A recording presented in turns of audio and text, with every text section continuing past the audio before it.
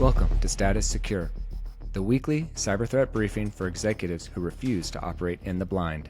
Hosted by the Watcher 6 Collective, uniting former Army Special Forces and Naval Special Warfare Communications operators, alongside an industry-leading CISO nominated for Cybersecurity Woman of the World. We cut through the noise and give you the operational intelligence you need for mission success in a hostile digital environment. The enemy is listening. Is your status secure? Welcome to Status Secure. Today we're covering the ransomware-as-a-service economy that has turned cyber attacks into a subscription-based business hitting every sector. The AI-generated phishing that has erased the warning signs we spent decades teaching people to spot. And then we're going to get into CMMC Level 3 and why those of you who are currently in CMMC, have CMMC, are working towards Level 2, what it means for you. And if you want Level 3 next year, what you have to do to get there. So let's start with Ransomware-as-a-Service. What is it, and why does it change the threat math for every organization listening? So if we go back in time, and we talked about this before, but if we go back in time, it was, your bad actor was some person in a basement, right? Like who looks like me, right? Sitting there, trying to attack. And then it moved into, bots and mass being a single bad actor adversary, being able to do multiple attacks simultaneously. And now, of course, like anything else, monetization, right? Like making it bigger, making it better. So industrializing it, making it into a business, right? So ransomware as a service. So, the attacker no longer needs to be sophisticated to hit you, right? Developers build the malware and run it, right? So you don't have to know. You just need to know and then purchase the service, ransomware as a service. So this multiplies the number of attackers by lowering the skill barrier. You don't have to be a excellent coder anymore, right? An excellent hacker. Anybody can send off ransomware. So, this makes it really hard because they're just attacking like the volume and number of bad actors just increase exponentially. And what do, right? They're, back in the day, it's even now, I think a lot of companies, they say, hey, backup, right? Do backup, encrypt your backup. And then if something happens, we'll just recover it, right? So if we get ransomware, we'll just recover from backup. Well, that doesn't matter if they've already stolen your data, right? So what they do is they get in, they steal your data, and then they ransomware you, right? So they have your data, and then they can post it, they can sell it, right? And what you're paying for is de-encrypting your data that's already on the market. So take, like a prime example, right, is you can look at, we talked about Colonial Pipeline last time, that's the DarkSide model, right? They ran an affiliate program, a help desk, and then they negotiated ransomware like a business. So this increases, we talked about it again last time, OT, right? They are absorbing about 44% of ransomware. That's a lot. And it hits everyone though, healthcare, right? Which gets your patient data and operations, finance, right? Financial services industry, payment and account data, tech, right? They grab your source code and customer data, right? GovCon, they infiltrate and get your CUI, right? And your contract data. So it's something that every industry has to be aware of. Yeah, and then there's the AI-generated phishing sitting on top of that, because the way an attacker gets in the door has fundamentally changed. So walk us through that, through kind of what's been different in 2026. Yeah, phishing emails, we used to teach people how to identify phishing emails. And if you practice it long enough, you can, I can look at an email now, right, and pretty much be able to tell that it's a phishing email, right? If it has the tip, if it has the signs, right, which is, the email address is a little, replacing letters with numbers and numbers with letters, right? So instead of Microsoft.com, it's Microsoft with a 1 instead of an I, right? You're looking at it's a generic email. It's not personalized, right? Bad grammar, misspellings, the links that when you hover over the link, like they go to the wrong, like some strange URL, right? Those are the things that we used to teach people to look for. But now with AI, those emails are no longer have those, right? They look exactly like you would expect from your internal company communication, right? It has the same style. It actually goes out. So the AI will go out and social engineer and tailor the email to you, right? So it makes it really hard to identify because those signs that we teach everybody to look for aren't there anymore, right? And then you're also looking at like the deep fake voices, right? Synthetic audio, right? I think it says something like they only need about 8 words from you, right? And then they can the AI deepfake can simulate your voice almost perfectly. It's so hard that the way that you identify a deepfake is you listen for breathing. You're not going to be on a call listening for somebody to breathe, right? But really, that's kind of the only way sometimes to know that it's not, it's not the real person. So just imagine that if you're just an average person, right? You're working, it's harder. It's a lot harder, right? So IBM did research and they found that roughly 16% of breaches now involve AI-driven attacks. And that's just increasing. That's just going to get more and more. So AI phishing is the entry. Ransomware-as-a-Service is the payload. And then it's cheaper. It's more convincing, right? It's easier as an entry, and it feeds an industrialized extortion machine. So those things together are creating this machine that just continuously is trying to get in the front door through, through human, like through social engineering and people. And then once they're in, they create this ransomware as a service, and they're just, it's over and over again. What's that thing that says, repeatable process, right? They've created a repeatable process, and it's faster and it's better, and it's and so the results are going to be faster and quicker for them. So it's cheaper for them, it's more convincing, and it's it's supercharging the ransomware. Got it. Yeah. So I'm listening to this and I'm like, all right, these threats are getting better. So like, what do I do to close the gap on both the ransomware economy and the AI phishing? Well, you need to do your controls, right? So, the first thing is, because that people are flawed, MFA, right? MFA verification protocols, like procedures. You just can't trust, you just can't trust your eyes and your ears. That you have to verify. You can't rely on human judgment anymore.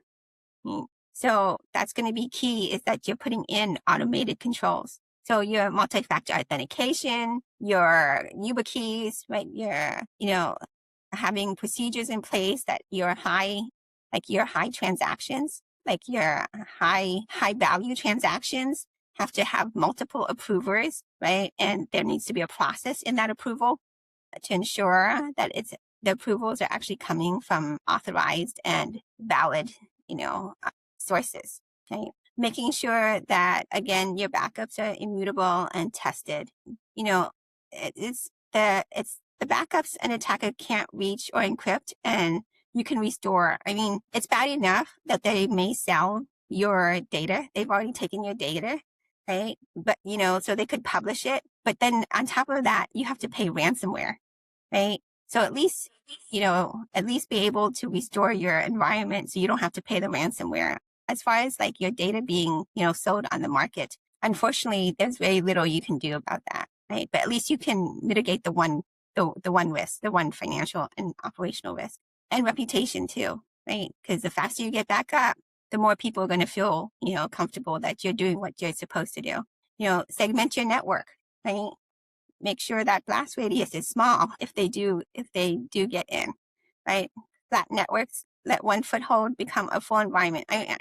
There's so many times where I see, networks have been architected legacy, and nobody's gone back and reviewed them to change them and made them more secure. So those are your 3 marching orders. Got it. And so as this relates to those in the government contracting space, those working with federal contracts or whatnot, their answer to these threats is CMMC. And so we've discussed before about level 2 certification and how that's mandatory, if you have a CUI, and that's coming in this year, in November, right? Like that will be a mandatory thing you have to have. And so what I wanted to talk about now, since we've already covered level 2, is okay, well, let's get aware of what's level 3, right? So level 3 is the thing that's coming next year. And so for those companies, like who's going to need level 3? And what does that mean for them now? Because there's a reason why we're talking about it now. Okay. So let's get some history first. Okay. So CMMC was actually, and it stands for Cybersecurity Maturity Model Certification. And it came originally from the DoD, right? It's DOW now. So I'm going to refer to it as the DOW certification. It was actually in effect November 10th of 2025, right? But what it meant last year was that you could self-attest, right? You could just go ahead and, say, hey, I have all these controls in place, and that I am following, I'm following that it's 110 controls, and it's based off of NIST 800-171, right? And so you could self-attest. This year, November 10, 2026, you can no longer self-attest to level 2. You have to get what's called a certified third-party assessment organization. So the C3, which is the, CMMC, a PAO, which is your, third-party assessment organization. Okay. And right now, there's only like 100 of them. And it's on the DOW-CIO website. It lists them. So that's one thing, that you have to use one of those, one of the C3 PAOs. They have to do the certification, the audit, basically, to certify you. And then next year, level 3 will be required, right? And level 3, you can't get a level 3 certification without already being level 2 C3 PAO certified. That's very important. So if you push off the time to get level 2, it's just gonna increase the timeline for you. Okay. And level 3 requires the government, like the government agency, DIBCAC, has to actually lead the assessment. Okay. Who does it apply to? Anybody, first of all, if you're a prime, so if you're bidding on a contract, and they will say it this year that they require CMMC level 2 certification. The one thing is that it's not required until award, okay, of the contract, but it will state it in the RFP, in the bid. And so if you're going to bid on any of those contracts, you need to be level 2 certified this year. If you are a subcontractor, okay, so you're thinking, oh, well, my prime is CMMC certified, so I don't need to be because I'm just a sub. You're very much mistaken. It specifically says that subs also. So if you're a subcontractor on a contract that requires CMMC level 2, you also must be. Okay, so just be aware of that. The other thing is joint ventures. Because you're like, well, I'm going to do a joint venture. And so so the other organization is CMMC 2 certified. Doesn't matter. If you're doing a joint venture, both have to be certified. Got it. And so here's the part I want every contractor to understand, because it's the whole point of today's episode. Level 3 is not a separate track that you could just jump into, right? So what I want to kind of reiterate and have you reiterate is very specifically, because it may feel like a long ways away, almost like when Star Wars or Marvel comes out with a movie and they like promote a trailer like 2 years in advance. It's almost like exhausting because I'm excited, but I'm going to forget about it, right? But this is important to think about now. And I just reiterate, kind of re-break it down. If I'm doing, like, what am I doing today, for example, that makes me an entity that needs level 3 or that would need it next year, right? And so if I'm thinking ahead and I will need this next year, then what do I need to do now? Because it takes process, right? So what do I need to do now, start doing today to prepare for next year when the requirement comes out? Okay, so you have to be very careful because people are always like, everybody has to be level 3 next year. That's not true. Okay, so level 3 the DOW has very specific criteria about whether or not you're required to do level 3. Everybody's required level 2. Let's just start with that, okay? Everybody's required, the prime, the sub, everyone, okay? If you are touching CUI, if you store it, if you process it, if you transmit it, okay? For level 3, that's a little bit different. Level 3, because again, you have to go through DIBCAC, which is the Defense Industrial Base Cybersecurity Assessment Center. This is a government body. Okay, so you have to meet certain criteria in order to be required to do level 3. But again, these are big contracts, right? A lot of money on the table, and there's criteria. You have to. We can talk about this, in more detail. But if you bid on any of those, they will tell you that level 3 is required, right? And so and then they should in there, and you can ask them. So don't, if you see a requirement come out from an agency that says level 3 CMMC is required, ask them what the criteria for, being level 3 is, because those are for larger contractors, government contractors. If you're a sub on that contract, you only need level 2. I know it's a little confusing. Everybody gets confused because the government loves to make it complicated, and have different tiers and have different requirements. So just be aware of that. The DOW estimates that fewer than 1,000 contractors will need level 3. Give or take, right? So that's why you have to be very, you have to understand, first of all, everybody has to be level 2. Okay, it doesn't matter who you are. That's required this year. Next year, level 3 is required. You need to figure out if you are going to be required to be level 3, because that's a lot harder. I mean, again, you're not going through a private third-party assessor. You're going through a government agency to get that. Got it. Yeah, that helps clarify it. Maybe so don't get so scared thinking that you may need level 3, you may not. Right. So let's talk about the calendar, all right, because this is maybe where the urgency comes from for those who do need it. So what's the rollout? And maybe what do they need to start doing today to prepare for level 3 next year? So you should already have, you should have already done, the level 1 and level 2 self-assessment, okay? Because that was required as of last year. Okay. This year, what you need is to get your C3PAO certification for level 2. Okay. And that's, and so make sure, I will say this, a lot of the reason they're doing this is to give time to roll it out, but also because self-attestation, right? Self-attestation, they want the people who have self-attested, right, to actually prove that they have those controls in place. If you wanted to bid, all you had to do was attest that you were level 2. I mean, come on, right? So everybody's like, sure, I'm level 2, I'll bid on this, right? But now it's like, no, that's not good enough for the government. We have a lot of things going on in the world. There's a lot of, there's a lot of threats happening. We cannot just trust, right? We have to validate. Okay. So, this year, if you haven't already, you need to be getting a C3PAO contract in place.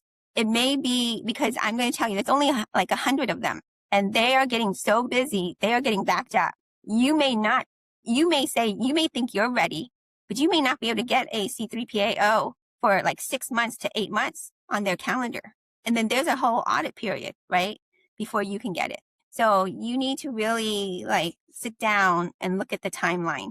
The other thing, we can talk about it, but you can get a conditional level 2. And what does that mean? Because there's a timeline for that too. Because if you get conditional, I will tell you this, if you get conditional and you do not meet the requirements at the end of your conditional, level 2, I'm going to tell you the government doesn't like that. They will put you on a list and you will never be able to bid on a contract with them again. Okay. So you have to be aware of that. You have to understand that. For phase 3, that's again, because, you have DIBCAC doing the assessment. You have to understand their process and how to get on their schedule. It's not your schedule, it's their schedule. Right? So the sooner, so you can see already, right? Like, what this timeline, and we're already July of 2026, right? So November of 2027 is right around the corner. Okay.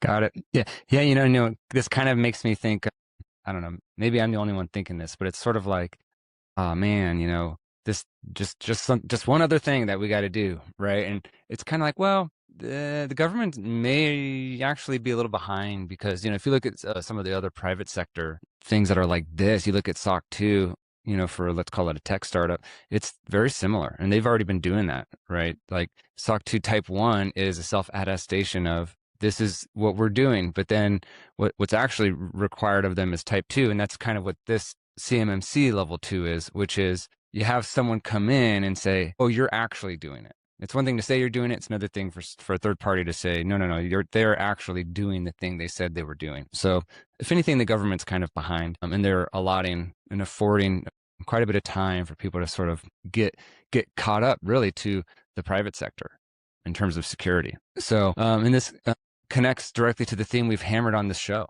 the executive whose name is on the document. We covered it in the CMMC, the part 1 and 2 that we did with them, where we talked about the Power School ruling in healthcare and finance. And so walk us through, I guess, and this would be like maybe the last thing we talk about. Let's talk about sort of the leadership, right? Who's the people that are attesting, saying, yeah, we're good. What's the liability there? Well, first I want to make sure it's clear. So for the SOC 2 type 1, you still need a third party, but you're just saying that, hey, these are the controls that I have in place, and I can show you, like they're here. Not that they're operating effectively, just that they're in place, right? And then the type 2 is you have to operate them across a period of time, and that's what's being audited by the third party. So for the CMMC, because they allowed the self-attestation, right? And that's more like HIPAA, because you can't get a HIPAA certification. Like you can't get HIPAA certified, right? You just have to do the controls and say, I'm compliant with HIPAA, right? Okay. So the government, is similar to that, and HIPAA comes from, the government as well. So they allowed that, but what they really want to do is what is this second part, where you have to get the third party, and then you have to have the agency, is they're looking for false claims, right? So this the False Claims Act. So let's say, for instance, you last year, and I mentioned it, right? A lot of companies just say, hey, I'm level 2. I'm attesting to it, so I can bid on this contract. Well, now, if you can't get level 2 certified, what does that mean about your attestation last year, right? So now it's, you just submitted an inaccurate CMMC attestation to a government contract, right? So you have False Claims Act liability now. The DOJ, right, Civil Cyber Fraud Initiative, is going to actively pursue. I would think that they would pursue, like if you were on a contract and you attested that you were level 2 and now you can't get level 2 certified, right? There's a potential for a case there, right? So, you're the senior official who signs off, right? And like we talk about, like you mentioned, we talk about all the time. Your name is on that affirmation. You own that, right? If nothing else, you need to make sure that your organization is actually level 2, and operating those controls, because that self-attesting level 2 compliance you don't actually have isn't just a lost contract. It's a potential fraud claim now, right? So the verified C3PAO assessment is what protects the executive from signing something they can't back up. Got it. Yeah, and so let's get into the marching orders. And as we're, getting to the end of this episode, we covered Ransomware-as-a-Service and AI phishing at the top. We just covered CMMC, the level 2 to level 3 dependency. And I guess we can call it saying that the 2027 clock has started for that. So what are 3 things every defense contractor should execute to get ahead of this? Yeah, I mean, we always talk about it's a basic security, right? You can't protect what you don't know. So the first thing is you need to scope your CUI. Like you need to, identify your CUI. You need to do CMMC is based on NIST 800-171, right? So do that gap assessment. There's 110 controls. Know what controls you have in place, which ones are operating effectively. That way, you know what the gaps are, right? Because you can do a poem. That's the other thing. The conditional CMMC says you can do a poem to, I think it's like 18, right? Remediations that you can have as long as they're not critical. Okay? And based on that, then you can book your C3PAO like right away. Like once you have your gap assessment, once you have a strategy for remediating it, whatever that looks like, make sure you have the C3PAO already booked, because they're not gonna be available if you wait. Okay, every contractor now who wants to do a government contract is looking at this. And then decide now whether level 3 is in your future, right? Because level 2 is required by everybody, but it's the prerequisite for level 3. And you need to know that because it takes time. I think the DOW estimated, they estimate that it's going to cost roughly like 500,000 or more over 3 years, depending on the size of your organization. That's a lot. You need to plan that. And you can't plan it in 6 months or a year. You need to be looking at it now if you haven't already. Got it. Well, ransomware as a service and AI phishing, those are prominent threats right now. Cheaper to launch, harder to spot, and industrialized to scale, to sell. So for the defense industrial base, CMMC is the government's answer, right? The calendar is no longer theoretical. Level 2 is becoming mandatory. Level 3 arrives in 2027, of which there is no level 3 without getting level 2 first, right? So mission success starts with closing the gap between the threat and the framework, and between the affirmation you sign and the controls that are actually running on your network. So trust, but verify your own posture. Scope your CUI, run the gap assessment, book your C3PAO path before the queue and the deadlines close on you, and let's execute the standard. And we'll see you next week. Mission success isn't about luck. It's about preparation. You've heard the intel. Now, go put it to use. If you need to verify your security posture, I've established a secure line at watcher6.com/secure. Go there to get the briefing the enemy doesn't want you to have. We'll see you next week. Until then, keep your head on a swivel.